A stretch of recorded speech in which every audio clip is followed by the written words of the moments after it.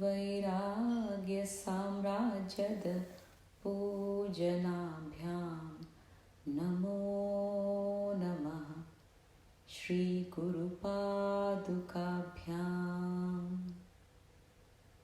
नमो नमः श्रीगुरुपादुकाभ्यां नमो नमः श्रीगुरुपादुकाभ्यां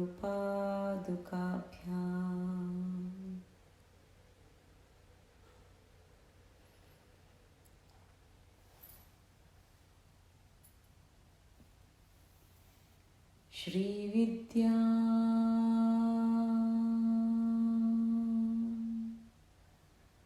शिववामभागनिलया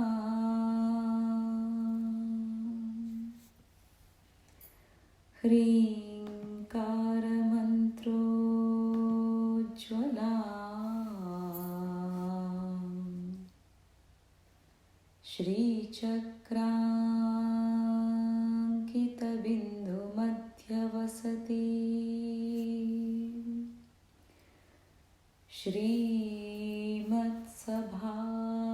श्रीमत्सभानायिका श्रीमत्षण्मुखविघ्नराजजननी श्रीमज्जगन्मोहिनी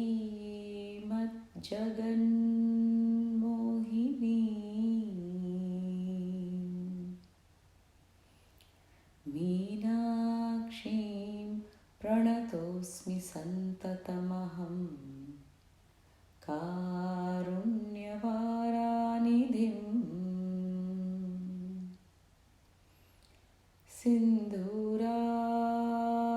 सिन्धूरारुणविग्रहा त्रिनयना माणिक्यमौलिस्फुरा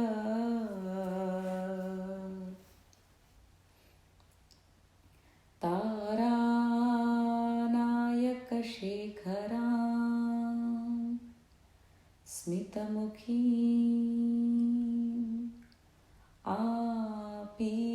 आपीनवक्षोरुहा पाणिभ्याम् अलिपूर्णरत्नचषकं रक्तोत्पलं बिभ्रति सौम्यां रत्नघटस्थरक्तचरणा ध्यायेत् पराम् अंबिका।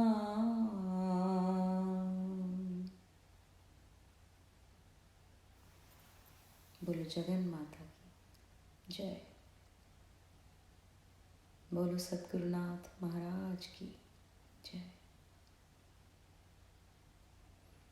जगन माता पाहि मां पाहि मां पाहि मां।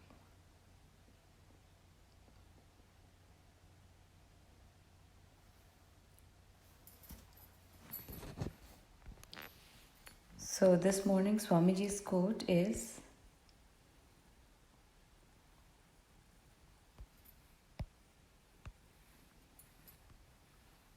holding on to a belief may be comforting, but letting go is liberating. I'm sure, at least I hope all of you may have experienced that feeling of, that liberating feeling when you let go of something that you've been holding on to, that you think is right. Someone sent me a few questions. I would like to read those.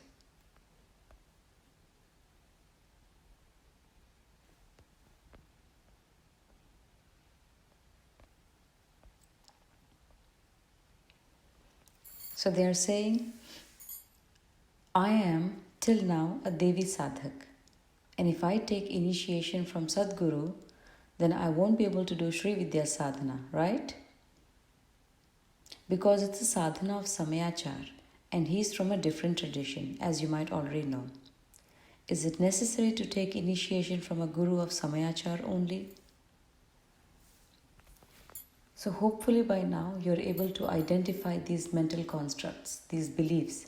So, the belief here is I am till now a Devi Sadhak. If I take initiation from Sadguru, then I won't be able to do Sri Vidya Sadhana. This is a belief system.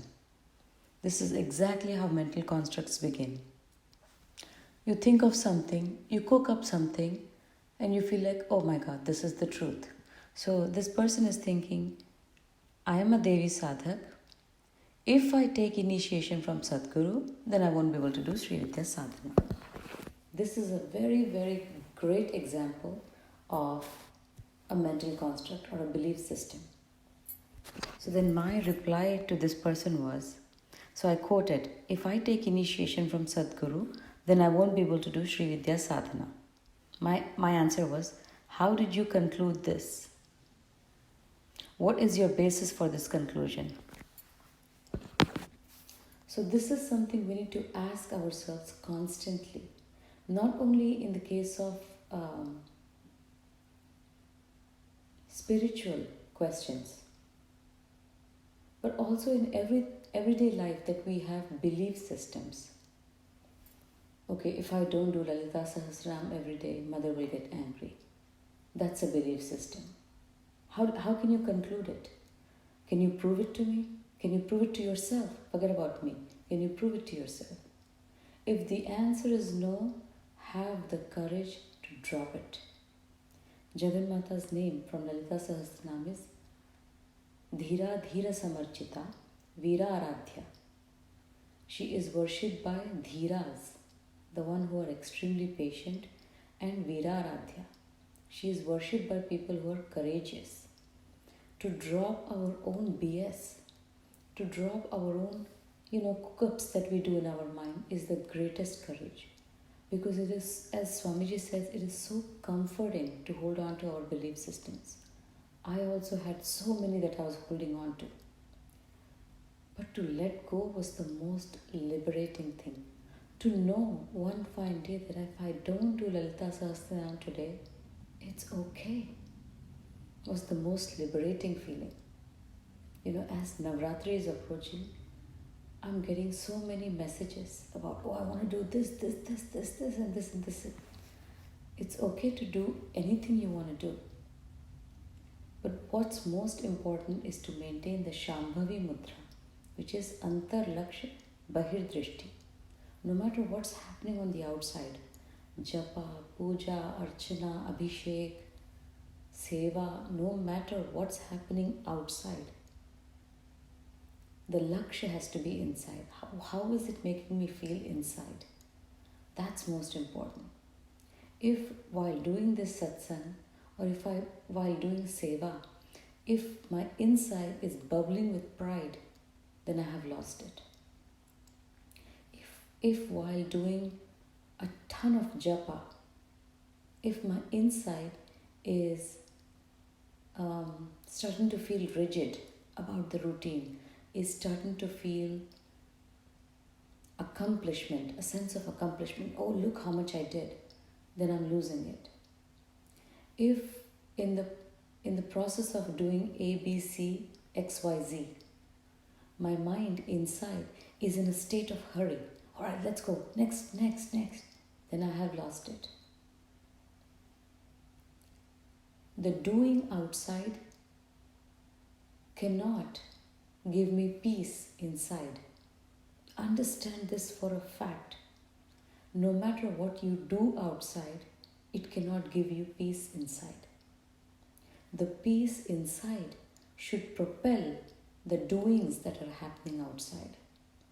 And when that happens, as Swamiji was saying, pick something as simple as possible, but do it with that peace within. I remember I have a Bluetooth speaker. I would have the Bluetooth speaker in my puja room, and I would play Kishore Kumar. Or I would play nice, love songs from the 60s or 70s. and I would sit and do Abhishek of the Divine Mother. The Vigraha that I have, I would sit and do Abhishek. And I would have flowers and I would decorate her. I did the same with Lalita Sahasranam also. But in Lalita Sahasranam, I'm like, okay, pay attention to the names. What is the name saying? Okay, be mindful. Don't go here and there. And I'm losing the bhav. Like he was saying in the video recently uploaded, for your puja, you don't need anything, any mantras. You just need that bhav. And in that bhav, there is silence. There is no speech in the bhav. You just feel it and then it happens. So, have the courage to drop your mental constructs. As Navratri is approaching, root yourself in the peace within. And whatever doings happen, let the doings happen from the being within. Most of the time, we are doing things hoping to discover the being. Doing is a distraction because it masks the being. If you have all, even once, centered yourself, you see how hard it is to center yourself when you're doing stuff. You can still do it, but it becomes hard. When you're not doing anything, it's easy to take a couple of deep breaths and just be. Let's go ahead and take a deep breath, 1 or 2, and just be.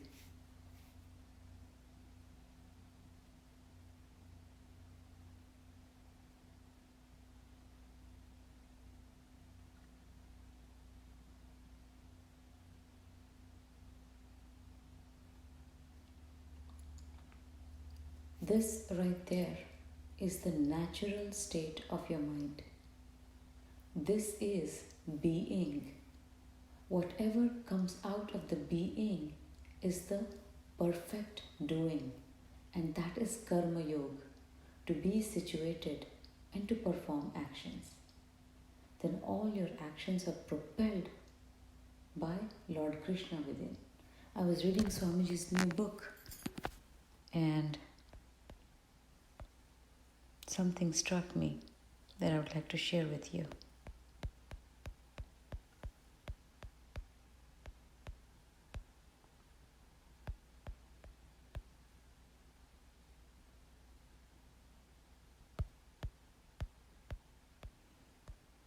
I hope I underlined it.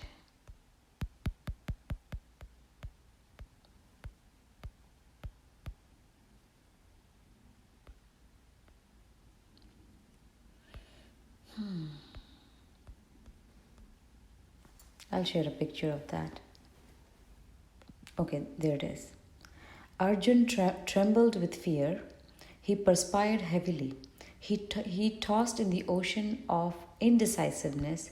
He didn't know what to do. He was looking for some direction, if not the final word.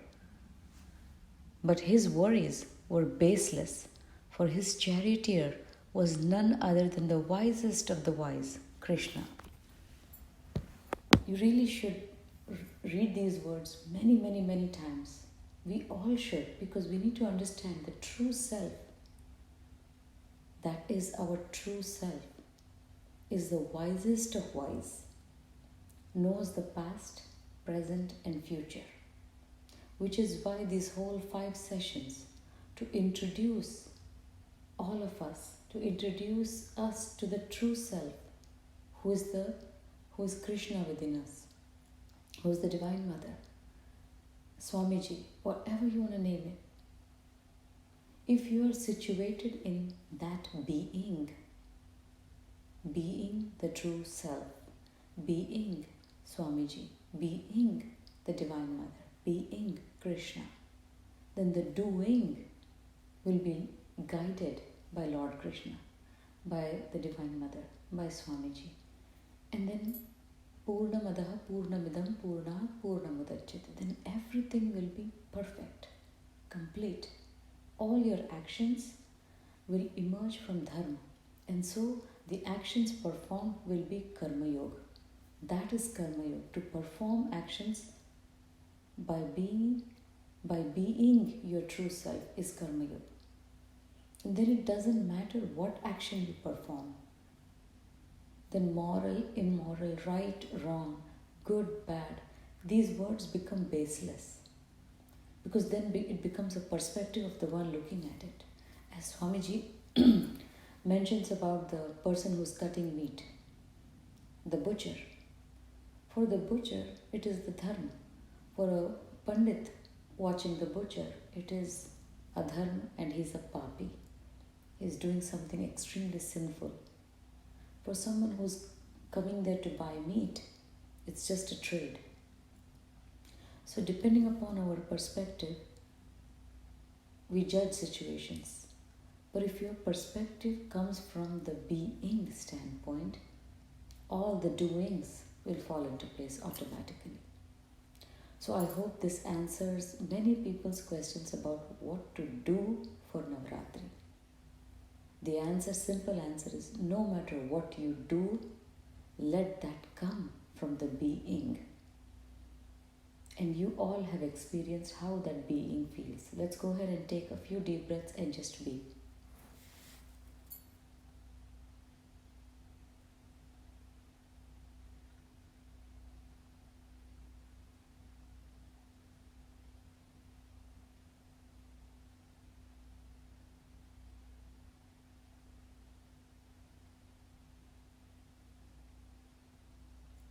Okay, you can open your eyes.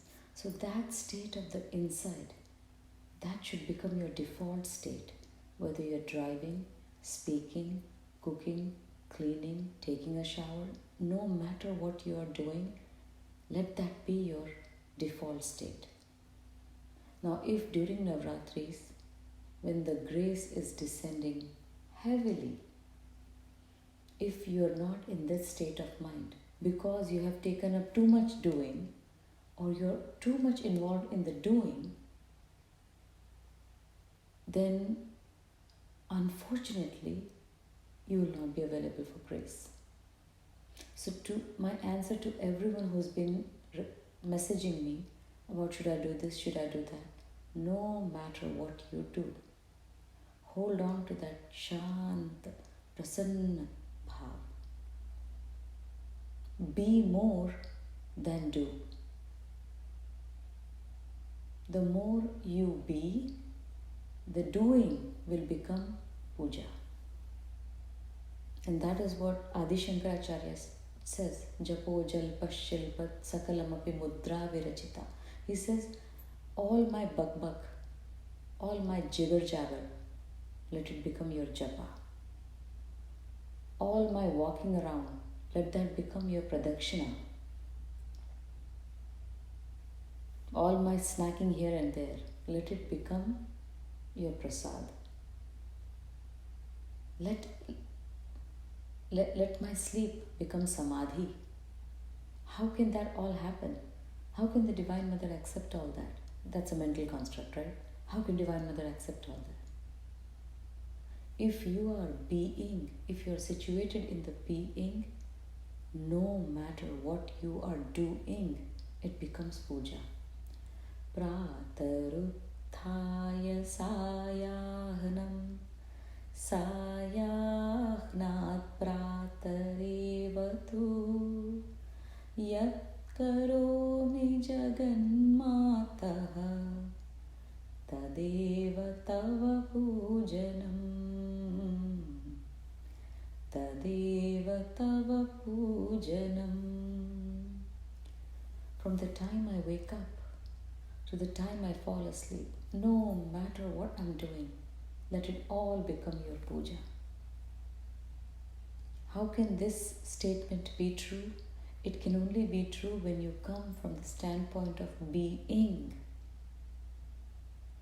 Being on the periphery, you cannot be centered. But being in the center, you can still operate in the periphery. So again, no matter what you do, if you decide to do one japamala, center yourself 2 japamala times. That is more important. To be centered, drop the mind, be centered. Drop the mind, be centered.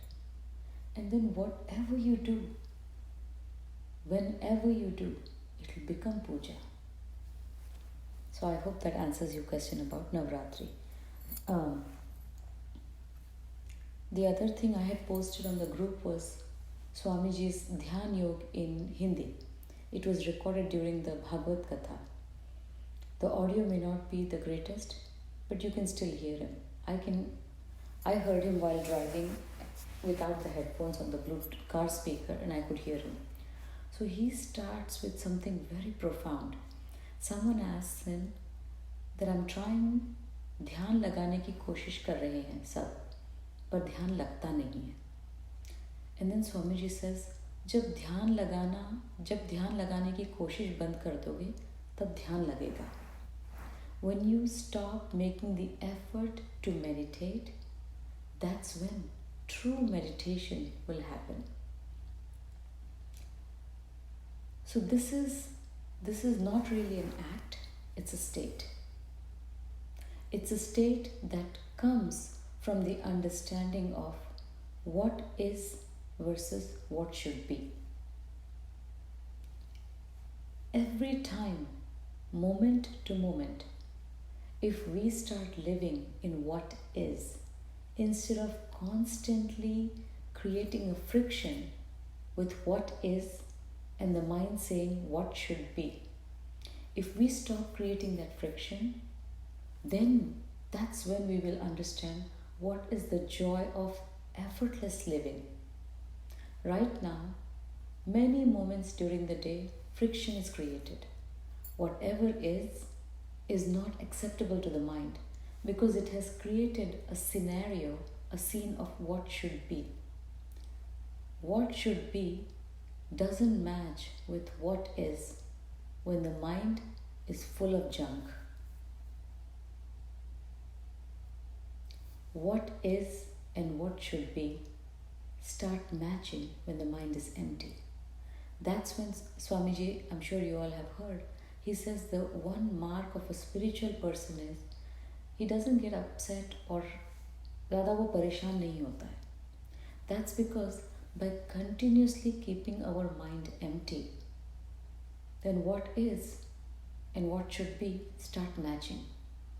Then there is no friction in life. Then you're just okay with everything. And when what is and what should be match, everything that happens, everything you say, everything you do is divine will. Because now your mind doesn't have a script of its own. It's just quiet, and the doing is happening from the being. Hence, you are aligned with divine will. Or, as Swamiji says, you become one with nature. You walk becoming one with nature.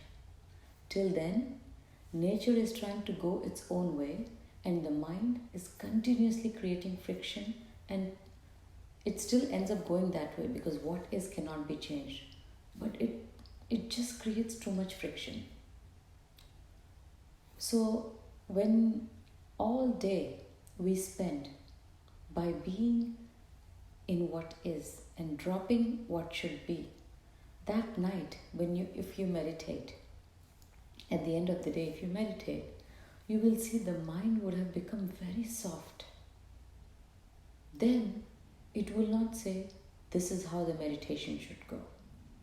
Then it will be okay. And that's the first line of Mahamudra, the song of Mahamudra. Let what's rising arise. Then there will be no effort put in the meditation to, oh, I don't want to think this, I don't want to think that, why is this thought coming, I don't want to drop it. None of that. You just will be, and the mind will continuously do what it's doing. It's like, a car which is going at 80 miles an hour.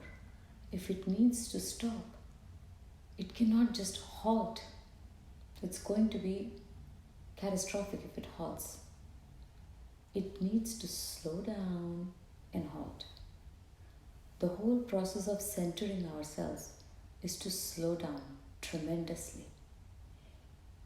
Every time before getting into a new activity, if you slow down, if you establish yourself in the being, that particular activity will be guided by Lord Krishna, by Mother Divine, by Swamiji within, by your true self, by Sri Hari, whatever you want to name it. And by being guided, it is so nice to be able to be told, okay, do this, go here, pick up that, do this. Imagine if you have to figure it all yourself. And that's what I was saying. In divine love, when you fall in love with your true self, when you truly fall in love with your true self, you become Buddhu. You say, I don't want to use my mind anymore. The knowledge is limited anyway. Let me be guided by that supreme intelligence that is me. My true self is that supreme intelligence. Me is not the body. The supreme intelligence within me, the true self, is aware of my body. The true self is aware of the mind. The true self is aware of the intellect. The true self is aware of the surroundings. The true self is aware of the past. The true self is aware of the present and the future. Such a magnanimous presence. And I'm stuck in my mind. The whole point of these five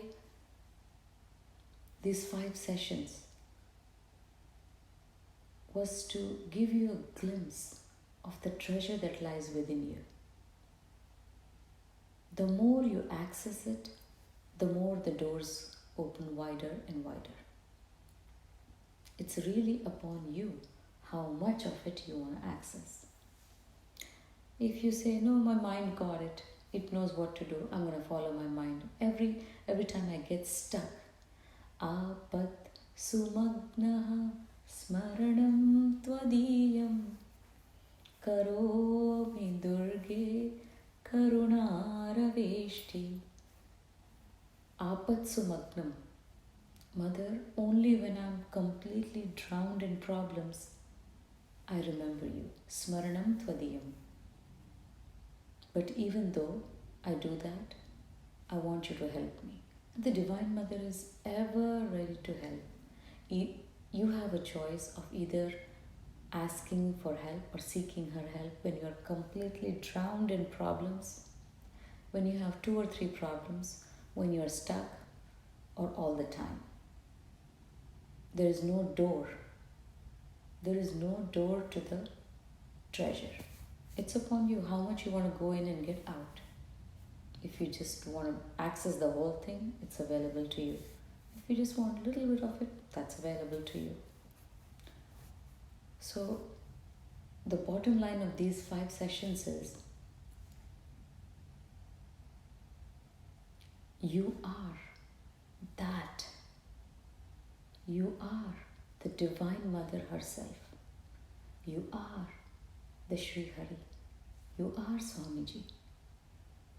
Drop the false self is all we need to do. The true self already exists, because without the foundation of the true self, the false self will not dance up top. The false self is dancing and entertaining because the true self provides the foundation. So to discover the true self, you don't need to go digging and look for the true self. It always is.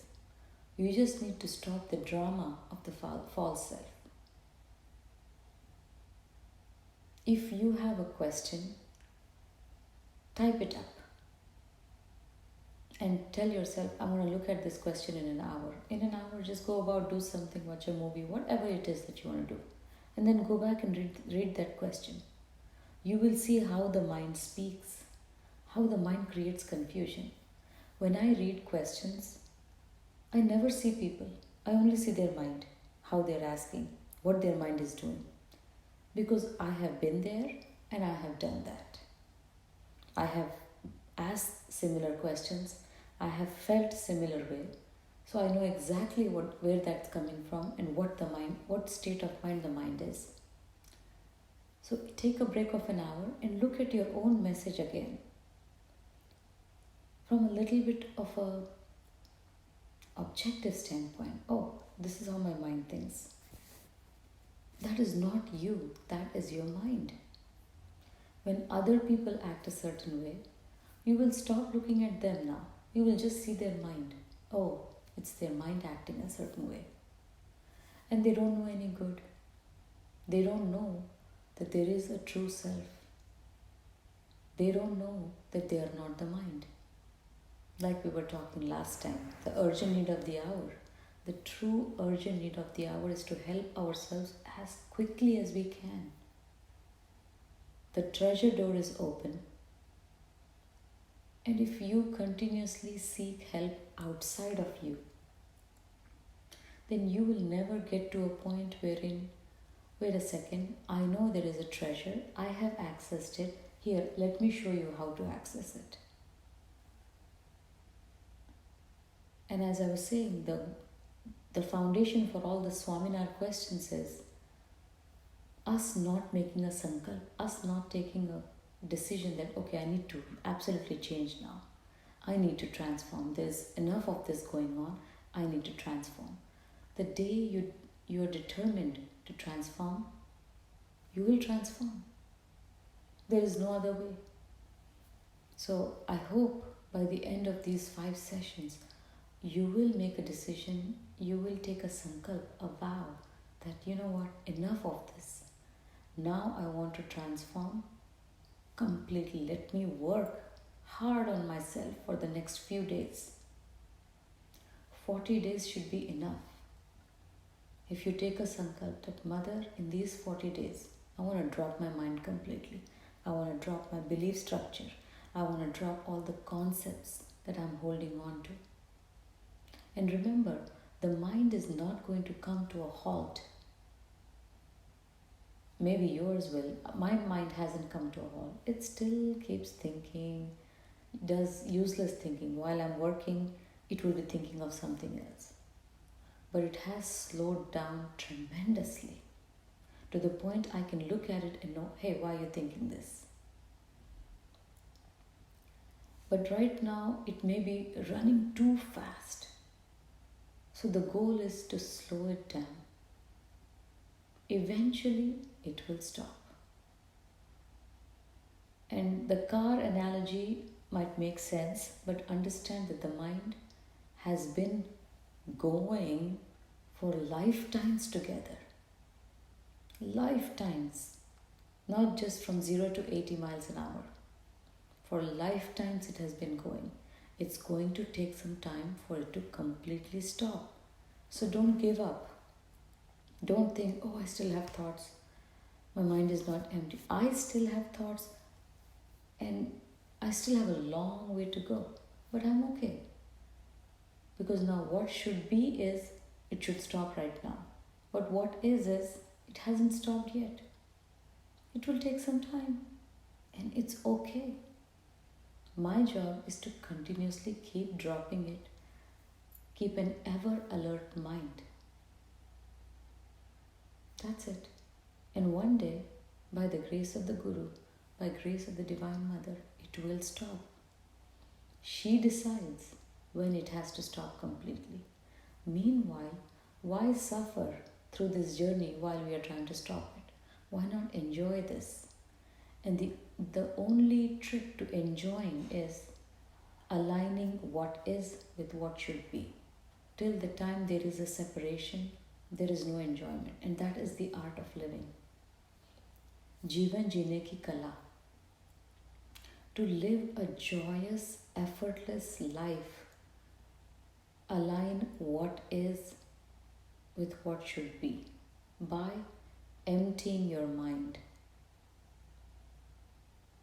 You know, every time you take a break, you close your eyes and take a couple of deep breaths, right? The mind will bring to the TV of your mind, it will bring the things that it's dwelling upon. Immediately after the satsang, I empty my mind. When I do, I see the entire satsang and I empty it. I see the laptop, I see people, their questions. It all comes in like flashes. And I willfully breathe it out, empty it. Because when I walk out of this room, I don't want to be in the satsang mode anymore. It's done. That chapter is over. What is now my truth. Whatever I would be doing, that is my truth. That is the truth. So, in the japa and meditations, if you have been following, you will see I say, take a couple of deep breaths, let the mind bring to the forefront whatever it is that it's thinking upon, whatever it is that it's dwelling upon. See the flashes of it and empty it out, empty it out, empty it out. You can do this all day, every day. And as I said, being is your home. All sadhana is to lead to the being. From that being, all the doing happens. In the Dhyan Yoga, Swamiji talks about, अगर हरि हरि हरि हरि हरि ही करना होता, तो Prahlad Ji Maharaj, why would he go and rule the kingdom? If the goal of life is to constantly sit and do Hari Hari Hari Hari Hari, then why would Prahlad go and become the king and rule over the kingdom? The goal is to continue to do whatever it is that we do, but out of being, out of that love that we truly are, by being guided from within. So, apart from this, summarizing, quick summary of whatever we did. Your true self is accessible all day, every day. It is the simplest thing to access, because that is your foundation upon which the mind, the ego, the intellect, everything plays. So when you breathe out, take a couple of deep breaths and just be.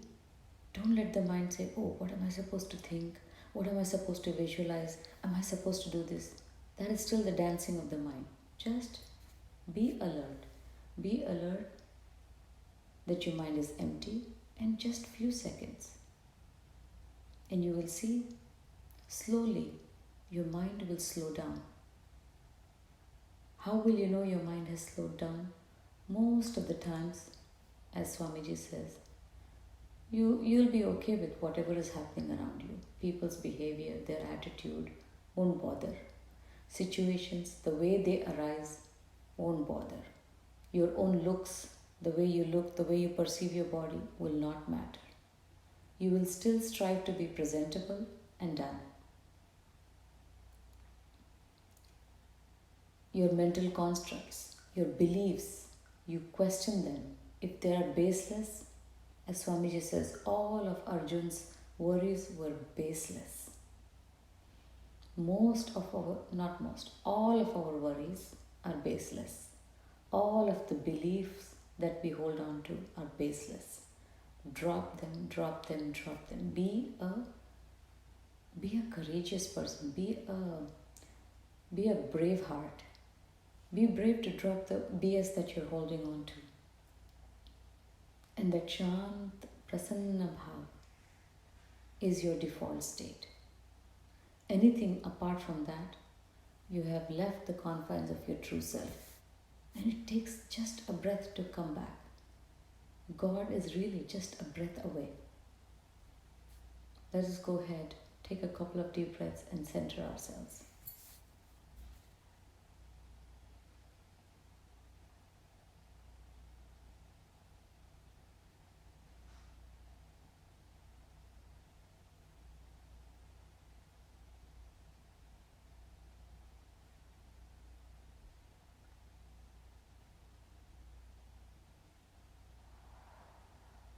That's good.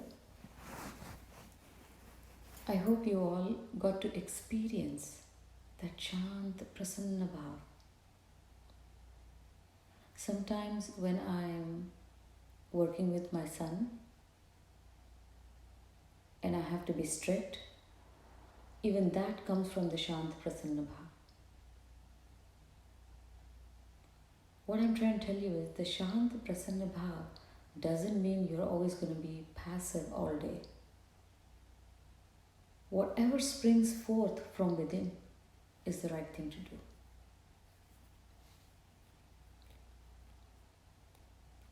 And this is something you will just experience intuitively. And truly, that's all I have to say. And Divine Mother tells me from within that no more satsangs are needed. Lalita Sahasranam audios are available. We have done quite a few satsangs. She says no more satsangs are needed. And so I will follow what she's telling me, unless she guides me otherwise for something else. But I truly believe no more satsangs are needed. What's needed is your courage to drop whatever it is that you're holding on to. Because I was holding on to so much BS, you had no idea. But I dropped it all and I feel light. Only when you feel light, you can become light. You can fly in divine love. It all boils down to your mind. And in that Dhyan Yoga, Swamiji says, मन ही तो है जो हमें बांध रहा है. The liberation that we talk about, the ultimate liberation, freedom, is from the mind, nothing else. All sadhana boils down to dropping the mind, to keeping the mind empty. All of Buddha's teachings were to attain emptiness of the mind.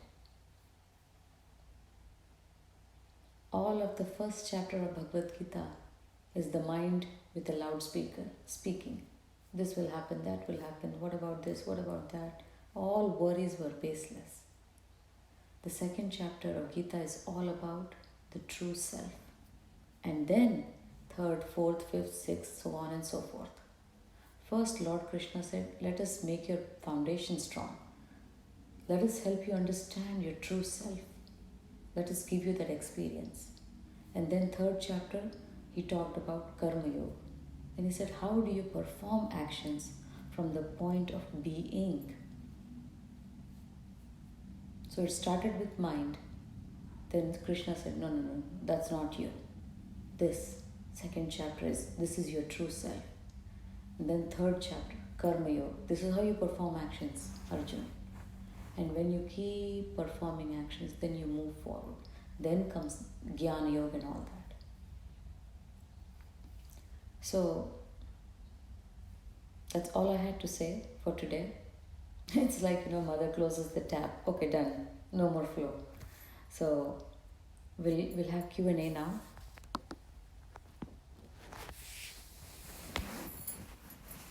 You can message me if that's easier. Or you can just unmute yourself and speak.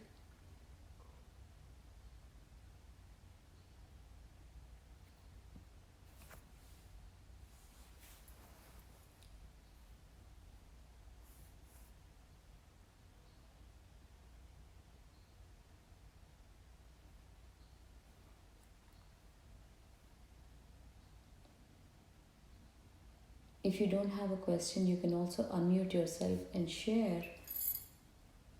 Maybe if you benefited from these 5 sessions, maybe if you feel even a little bit at peace, or something that you were struggling with, maybe this helped you. Maybe you could share that.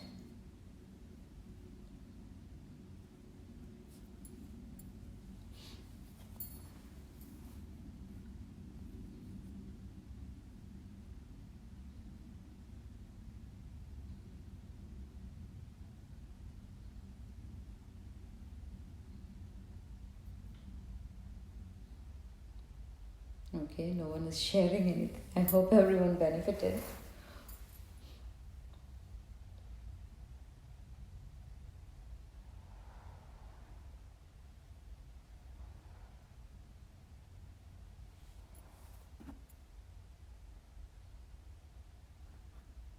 Okay, so we have a message. It helped me a lot, especially dealing with other person's mind's behavior.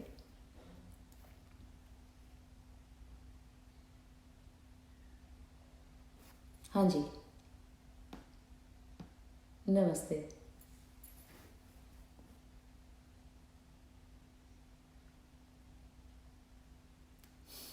Excellent.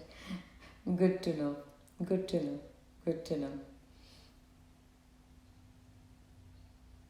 But did I answer your question that you had messaged me about?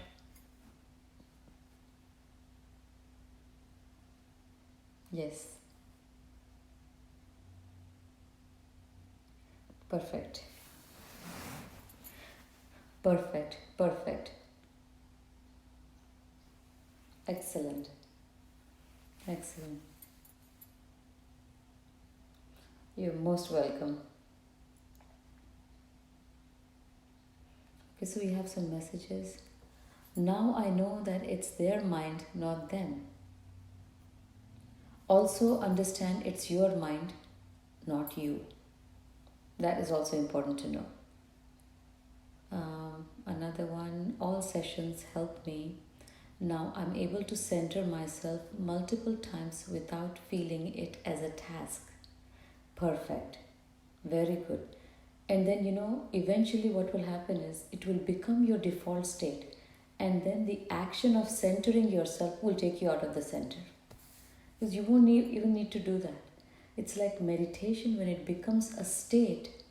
To sit and do meditation is like, wait, what do I have to do? Okay, I have to meditate. It becomes that natural. And life truly becomes that effortless and that joyous and that frictionless. Because now what is and what should be are one. And you just flow. Okay, we have a question. If there is a desire, do we drop it that it's just the mind blabbering or confront it by performing the action on it? Is it escaping? In the same Dhyan Yoga, Swamiji talks about, because Arjun asks Krishna, how is this person? Describe to me, Krishna. You talk about this true self, right? I understand. Tell me, how does this person who is situated in the being completely and all his doings happen from the being, how does such a person walk? How does such a person talk? How does such a person sit? If you look at Arjun's question, it is still from the standpoint of the body. Because to him, he's thinking, oh, such a person, how does he sit? How does he walk? What does he do? Because Arjun's mind is looking at the body consciousness. Then Krishna says, Prajahati yada kaman sarvan partha manogatan atmanne vatmana tushtaha sthita prajnasya taduchyate. But Krishna's standpoint is from that of the mind. He says, such a person, prajahati yada kaman, he has quit all kamya karma, not karma. The doings will not stop. The doings have to continue. That's what Swamiji talks about in the Dhyan Yoga. He says the doings have to continue. Prahlad, after having his darshan, continued his work.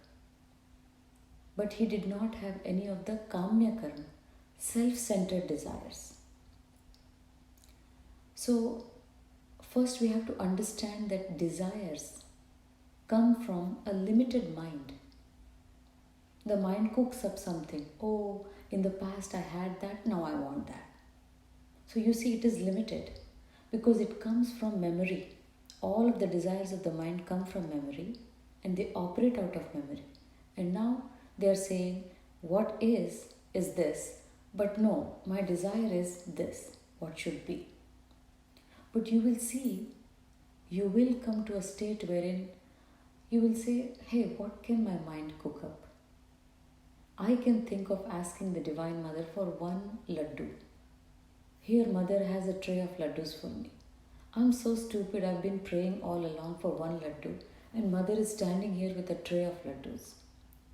So the blessings that the Divine Mother gives from within are way, way, way beyond the grasp of the mind. The mind can only cook up a desire which is extremely limited. The mind might think, oh, it's such a great desire. Whenever the mind thinks it's such a great desire, mother's blessings are greater than greatest. So, with this understanding, as you walk, you will know that what mother can give you are far, far, far greater than what your mind can fathom. Initially, this is just an intellectual understanding. And then you start evaluating each desire and be like, you know what? I'm desiring for this. Let me offer this desire to the Divine Mother. Let's see what happens. And then when the mother gives something, that's when you're like, wow, that puny little mind of mine was asking for this. Look what the mother gave me. You know, like that song, मुँह खोलूं क्या तुझसे मांगू, बिन मांगे सब पाया शेरा वालिए. So, मुँह खोलूं क्या तुझसे मांगू, because the mind can only fathom something limited. अच्छा मुझे ये चाहिए. बिन मांगे सब पाया शेरा वालिए. Without me asking, because that is the absolute basis of faith. Do I have to open my mouth and ask you, Mother? You are the one fueling every thought within me. To open my mouth and ask you, Mother, give me this, means I'm negating your presence within. I'm saying you're not within me, you are out there somewhere, hence I have to open my mouth and verbalize my desire to you. She's Bhavagnya. She is the one that's giving the power to every thought. Without the presence of the deep ocean, not a single wave can rise. Every wave is a thought. It is the deep ocean that rises in the wave. So every wave is known to the deep ocean. So, to me, the way I deal with desires, when they used to come, now through my continuous experience, every time I see, my mind cooks up some stupid desire and mother gives me 1,000 times more than that. So I have reached a state of no desires. Even if I get a desire, it's just a fleeting thought, I drop it. I'm like, and I talk to my mind. I tell my mind, what are you thinking? You're thinking this is a great desire. Mother knows what's best. She'll give you even better than that. Just be quiet. Just be quiet. So I hope this answers. The mind really doesn't know what's needed. Mother knows.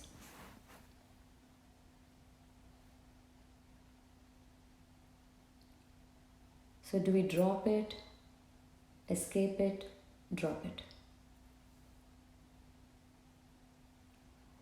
Another message, I used to be a question machine. I love that.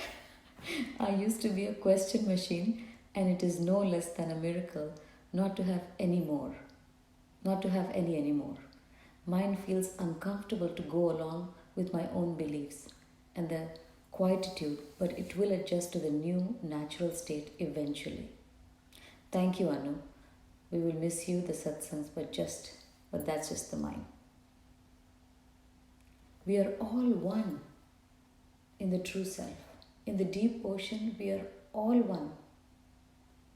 You, me, the rest of the people, Swamiji, we are all one in that deep ocean. So let us meet each other every day, every moment. Let us be together.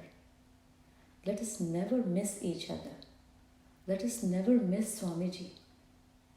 Because missing Swamiji is almost negating his presence within. Because in the deep ocean, there was a quote I used to read, let us meet in meditation. And I never understood. I'm like, what does that mean? Oh, does that mean I invoke him, and then he comes, and somewhere he sits next to me? It is that being in that deep ocean, being him. So, I miss Swamiji is also a thought. Every thought creates a separation. Every thought creates a distance because thought is in the mind. So be that deep ocean, be that being, and perform everything that you need to do because then you will be guided.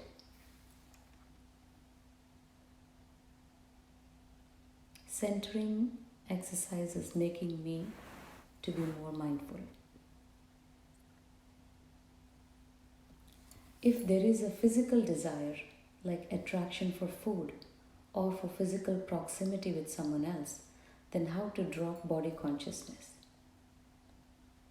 Just yesterday I was listening to a lecture by Sadhguru, and he was saying, we have our hands to pick up stuff, we have our legs to walk, we have maybe our hair to put a bun.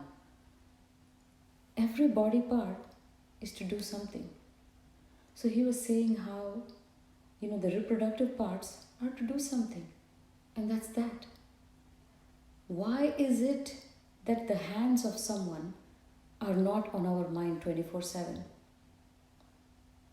Why is it, what is it about, these parts that is getting onto your mind? It is, the way he said it's as simple as, it's really stupid for us to be thinking about a body part. It's just a body part. And the other thing he said, it was such a really nice lecture. He said, we are all here today, including all of us. We are all here not because, two people came together out of pure love. It's because someone felt horny. Someone had a sexual desire. They came together and here we are. So what's wrong? What's wrong in having such feelings? Absolutely nothing wrong. And then he says, whatever you resist in your mind magnifies. Whatever it is that you resist in your mind magnifies thousandfold. And he was saying how if I tell you for the next 10 seconds, do not think of a white monkey, guess what? That's the only one you will think of. And that's what Swamiji wrote a post about the three-legged elephant. So to take things at face value is the first step. Second is complete acceptance of who you are. If at a certain point, if I feel a sexual desire, to resist it, oh my God, I shouldn't feel this way, this is sin, it is magnified. Oh my God, why am I still feeling that way? I shouldn't feel like that, further magnified. Okay, let me just distract myself and let me not think about it. It is already a concrete block in your mind. And then the mind slips in that. To just accept, okay, I am a human being. I am full of these hormones. And this also, there is a period of time that happens. That's when the hormones kick in, you feel it, and then it starts to fade away, hopefully. But it becomes a concrete block by resistance. So sexual feelings are such biologically natural feelings. A dead body, no matter where if the dead body is placed in a strip club, is not going to have any sexual feelings. Because it's a dead body. So anytime you have such feelings, congratulate yourself. Wow, yet again, it's been proved I'm still alive. One thing I have noticed in Swamiji's retreats, when people ask intense questions, not sexual questions, intense questions of extreme despair. I was at the Toronto retreat and someone asked how my mother-in-law is very wicked. She does all kinds of things. I'm troubled. I feel like committing suicide, this, that. It was an intense question. But then Swamiji first narrated a joke and everyone laughed. He first said, take it easy. happens to everyone. One thing I have noticed from these is we we have an issue, we first create a monster out of it, and then we want to deal with the monster. He says, first take it easy. All right, I'm feeling a little, I have a little sexual desire right now. All right. Do I make a monster out of it or do I just make a joke out of it? All right, okay, I'm a human being. Someone else might have felt that way, which is why I'm here. My parents would have felt it that way, which is why I'm here. Okay, now what? Resistance, as Sadhguru or Swamiji says, creates a block. And then the smooth flowing mind has a jerk. More jerks, more blocks. So,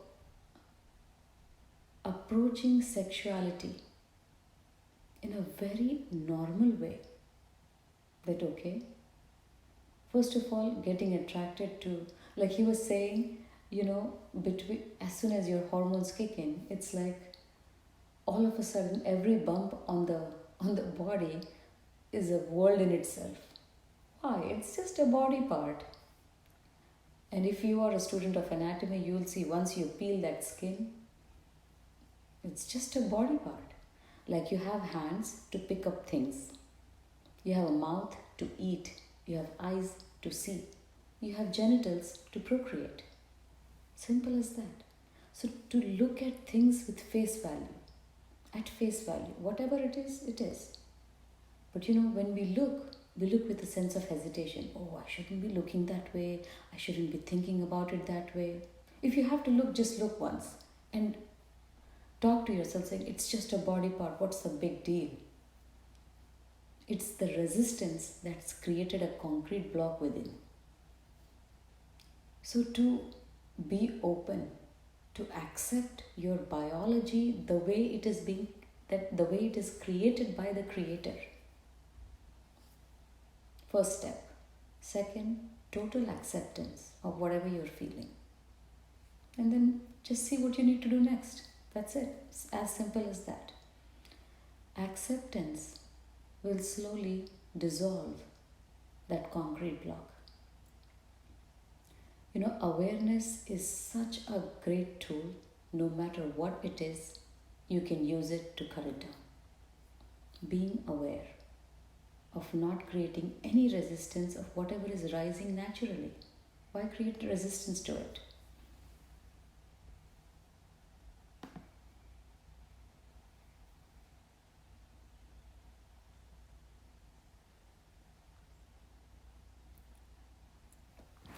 It helps.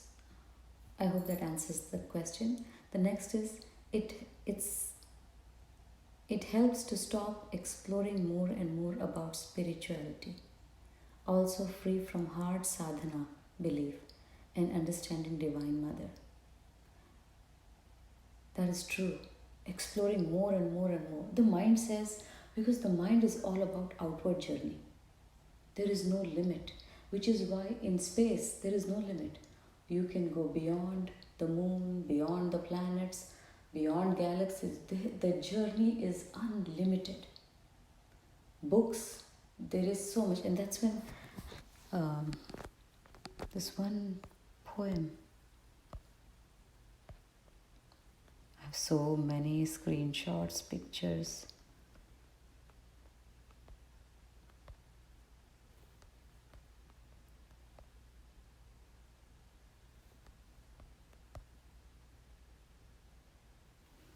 It's by Baba Bulle Shah. He says, enough of learning, my friend. An alphabet should do it for you. To the outside learning, there is never an end. Your whole life would not be sufficient for it. Stop seeking so much knowledge. Enough of learning, my friend. An alphabet should do it for you. It was so beautiful when I read, because if you see my bookshelf, my Kindle is full of books. I went to town with Kindle and I read so much. But it's a beautiful realization that you have come upon. It helps me to stop exploring more and more about spirituality. it also frees from hard sadhana belief.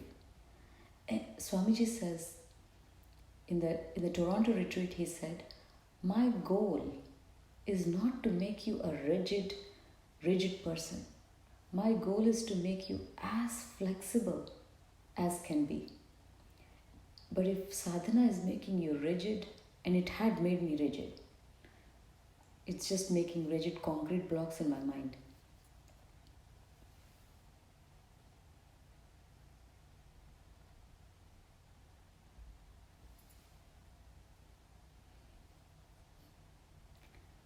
Such a nice explanation of why we are here.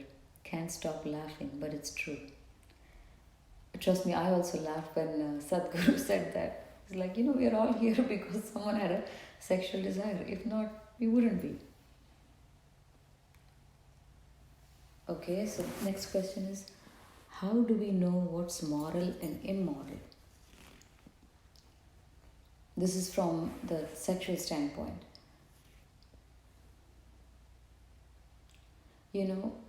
Back in the day,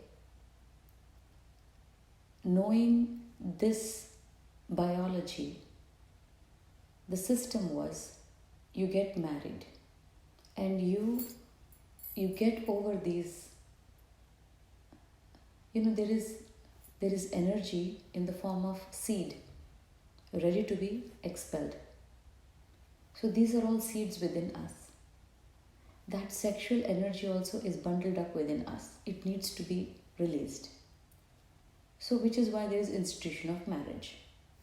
Release it and get over it. The goal of Sanatan Dharma, the message of Sanatan Dharma is, don't put a cap or a lid on anything. Either express it or redirect it. There are only two ways. Express it and get it over with, or redirect it and transform. Energy can neither be created nor be destroyed. It can only be transformed from one form to another. So it helps to redirect that energy. As I said, if love and anger is the same amount of energy, same power, same force, but it has two different effects. It's the same energy, but the intention with which it is propelled can either devastate or completely construct a person or make a person. So moral and immoral again comes from the religious mind. Mind has many sections. One section is moral, immoral, religious mind. This is moral, this is immoral. Which is why I feel if you are centered, if you are aware, if you are mindful, first, that yes, I'm experiencing a rise in my sexual desires. First, acceptance that yes. Second, it's part of me. I'm human. Third, what can I do about it? The beauty of this sequence is, if you are mindful that yes, I'm feeling that way. Second, you have accepted it. Okay, it's part of my biology. When you do the first two steps, the third step, you have a choice. You can exercise a choice because you have created a pause. The third is your choice. What do you want to do with it? But if you have never exercised the first two steps, and if you have arrived at the third step, what do I do about it? Then it's a little hard to redirect or to expend it the way you want. And this is not just for sexual desire, for anything. Anger. First, okay, I'm getting angry. Second, okay, let me not chastise myself, let me not curse myself that, oh my God, I cannot believe I'm such a bad sadhak, I'm again getting angry. Third, what do I want to do with it? Remember, it's just energy. At that time, if you use that energy and again use it with the intention to push it out as love, done. But without the first two steps, you don't have a choice. You have to push it out as anger. Which is why being mindful and centering yourself helps, because that makes you more and more and more aware. And awareness is the only tool. It's a master tool, pretty versatile. It can cut down anything or any vikar. It starts with, okay, I'm feeling angry. Second, it's human to feel anger. Third, what do I want to do with it? If I have never gone this way, then anger comes, it spits out. Anger comes, it spits out. I have a sexual desire, I'll do something about it. So create a distance. Then you'll have a pause, a brief pause. In that pause, you can decide, do I want to expend it or do I want to redirect it? And whatever you do then is the right thing to do. There is no right, there is no wrong. It is the appropriate thing to do. You just do it and be okay with it. Because now you have made a choice mindfully. You know, that's another word Sadhguru uses, compulsion. If you're working out of compulsion, that I'm angry, spit it out. That's compulsion. And consciousness is, okay, anger is rising in me. Energy is rising in me in a negative way, in a way that can affect others. Second, okay, now that it is already rising, I'm human, all right. Can I transform it into love and send it out? It's just a choice. So don't operate out of compulsion. Operate out of a choice. That's what Swamiji keeps talking about, choice, choice, choice.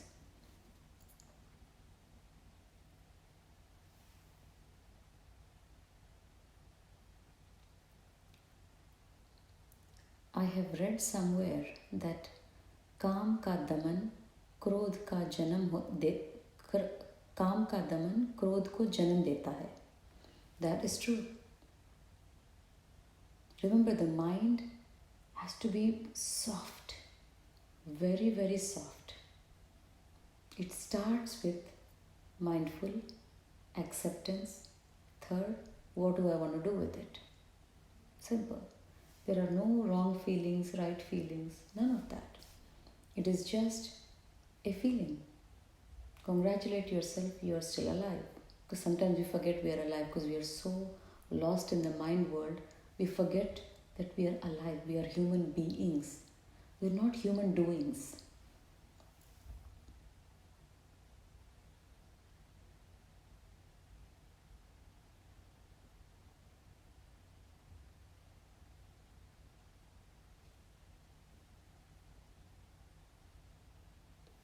And if someone has almost no such desires, so whoever sent me this message, I'm questioning. Who wants to know?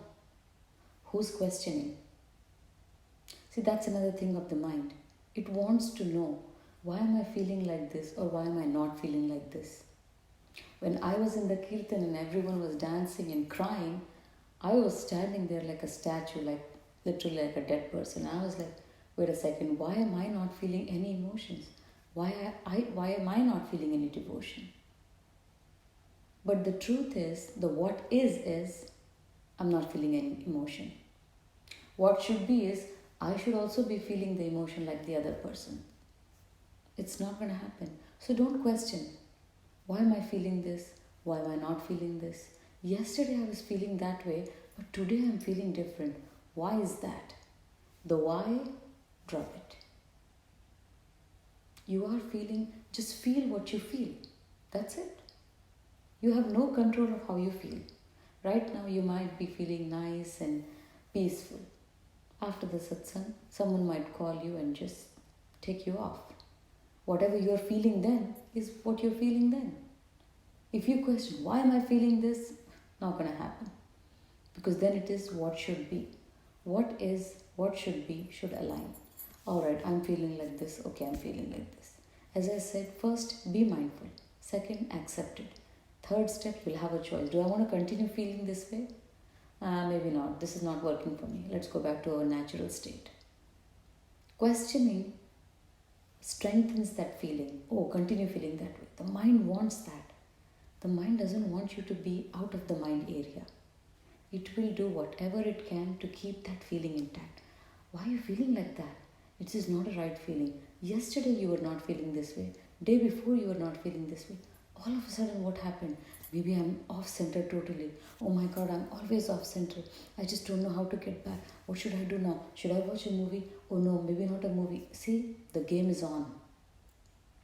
The game is already on. It started with resistance. Why am I feeling this way? Don't have any resistance. Feel what you're feeling. End of story. Feel what you're feeling and just be. Did I answer that question?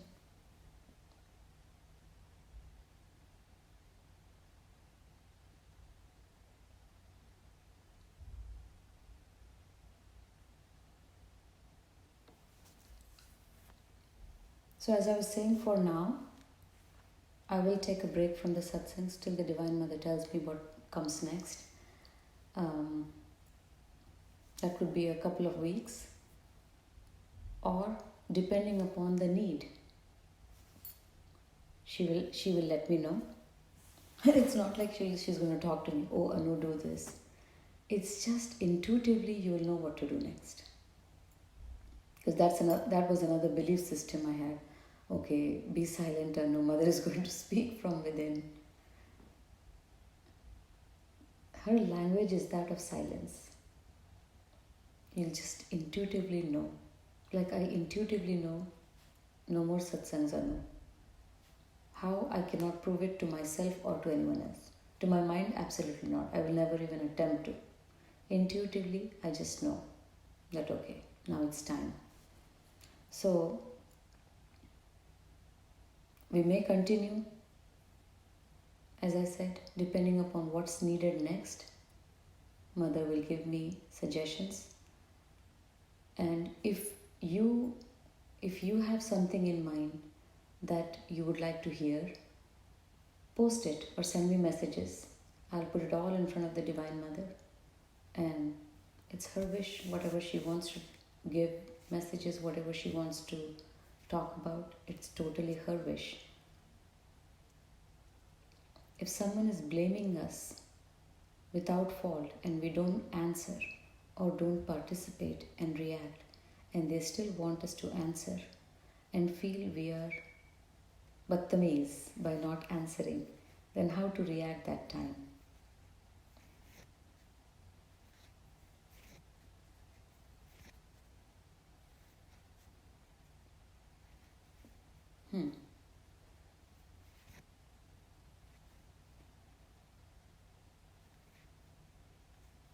If someone is blaming us without our fault and we don't answer,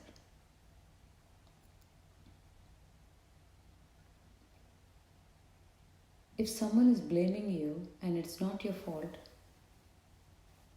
let's say if someone is blaming me and it's not a fault of mine, first of all, I will not take their BS. Doesn't mean I will get back to them with all my force. That is when I will center myself and speak whatever is appropriate. After that, what they do is their problem. I might just walk away, or because remember, you have to protect yourself too. Now, sometimes it is family members who you cannot walk away from. What are you going to do in that case? I don't know. When I'm in your shoes, I will know. Because if I'm centered, I will just know what to do. And let me tell you another secret. More you center yourself, more of such people, the presence, the being is so strong. The vibrations of the being are so strong that the other people's mind gets quietened in your presence. And even if they are jhagadalu outside, in your presence, they'll be quiet. So instead of trying, initially, because we are also getting situated in the presence, initially that will continue for a few days. But again, boils down to your practice of being situated, being situated, being situated. Such, such are the times, those are like ripe grounds for sadhana. You have to kick your practice in right then when the other person is blaming you. Watch how do you feel within. If someone is calling you battameez, or how does it feel within? Are their words affecting you? If they are, work needs to be done. As Krishna says, no matter what kind of words are said to you, words of praises or words of absolute disgust, learn to be equanimous. Kick your practice in. If they are blaming you, they're calling you battameez for not participating, for not sitting with them and bitching about others, so what? Always think, if at that moment the building falls and you all were to die, they would leave their body with which bhav, and you would leave your body with which bhav? I always think of this analogy and I just quit. If people are acting a certain way around me, which is very, very less now, very, very less. Every so often it does, but if it does happen, I just tell myself, if at this moment the other person and I both drop our bodies, which bhav will she or he will drop? Which bhav will I drop? She has already decided, or he has already decided the bhav for him or her. Have I decided? Have I made that choice? And that is meditation on death. Constantly remembering that moment could come anytime. If I'm situated in that bhav all the time, I know the last bhav, what is it going to be? We are quick in singing, at the last moment you come, you do this. For the last moment, we have to practice all the moments. Then the last moment can be a little bit more predictable. So, doesn't matter what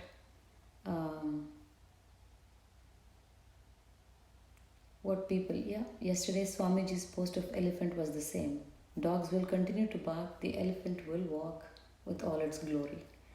So, the elephant and the dog, the only difference, if you see, is the elephant's magnanimous presence and the dog's strong personality. The dog has a strong personality, it's barking. The elephant walks gracefully with the presence, magnanimous presence. Become the presence. You are a human being. So stop the doing, become the being, let the doing happen from being. More and more you are in the presence, more and more these people around you will be, even if someone wants to go in front of Swamiji and say useless things, they just will not be able to.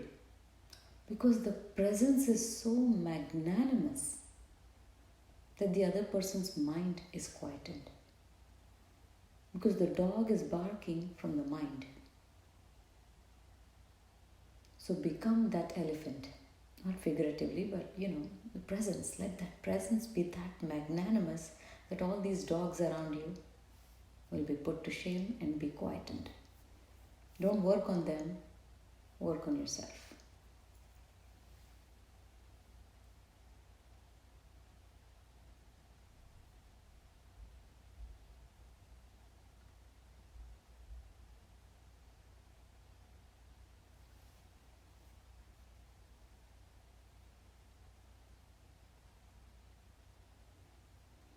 Okay, I'm going to ask Pankaj to upload these on YouTube so you can listen to it again.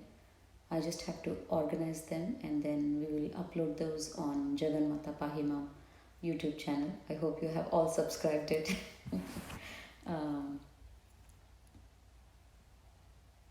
Perfect. All right then. We'll call it a day and then we will continue our japa and meditations on the Divine Mother's names. And if you keep sending questions or topics, once in a while, maybe we can have an occasional satsang. Nothing, remember, nothing is written in stone, nothing is rigid. Right now, mother tells me no more satsangs. Next Sunday, she might say start satsang. So it's all a very flexible thing. It all depends on her will. So let's see what she has in plans. Whatever it is that you have to, that you want to listen to, let me know. I'll put it in front of the mother and let her decide. Okay? Alright. If no more questions, we'll call it a day.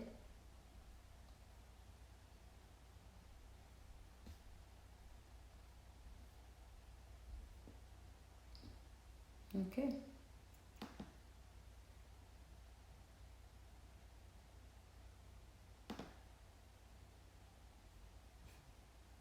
Alright, Hari Om everyone.